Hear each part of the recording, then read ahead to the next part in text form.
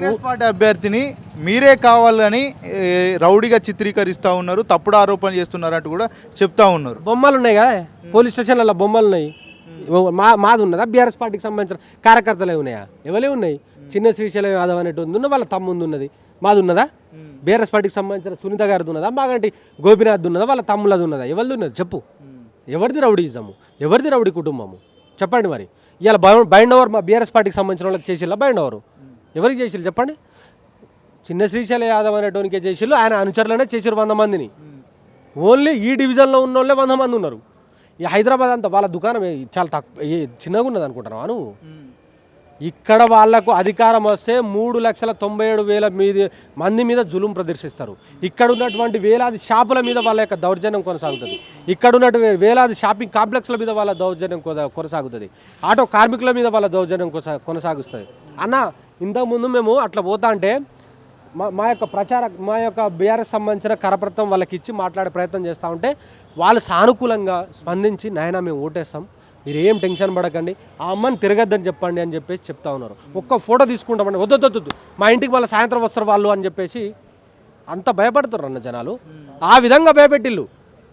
మేము వద్దు ఫోటో తీయక నేను దండం పెడతామని చెప్పేసి ఆ రకంగా భయపెట్టిల్లు. ఘాతకాన్ని పాల్పడుతూ ఉంటే లా అండ్ ఆర్డర్ ఏం చేస్తూ ఉన్నది, ఇక్కడ ఉన్నటువంటి ఎలక్షన్ కమిషన్ ఏం చేస్తూ ఉంది? వాళ్ళు ఏం చేస్తారన్నా, నువ్వు గమ్మతున్న వాళ్ళు ఏం చేస్తారు? ఇవాళ కాంగ్రెస్ పార్టీ జేబు సంస్థలుగా వాళ్ళు బిహేవ్ చేస్తూ ఉన్నారు.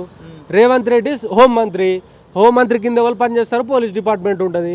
ఆయనకి ఇష్టం వచ్చినట్టు వాళ్ళ దుకాణం వాళ్ళు చేస్తూ ఉన్నారు. మరి ఇంకేముంటుంది చెప్పు? ఇంకేముంటుంది? వాళ్ళ మీద మాకు నమ్మకం లేదన్న. మాకు నమ్మకం ఉన్నది ఒక జూబ్లీ హిల్స్ ప్రజల మీద, జూబ్లీ హిల్స్లో ఉన్నటువంటి 4 లక్షల మంది ఓటర్ల మీద మాకు నమ్మకం ఉన్నది.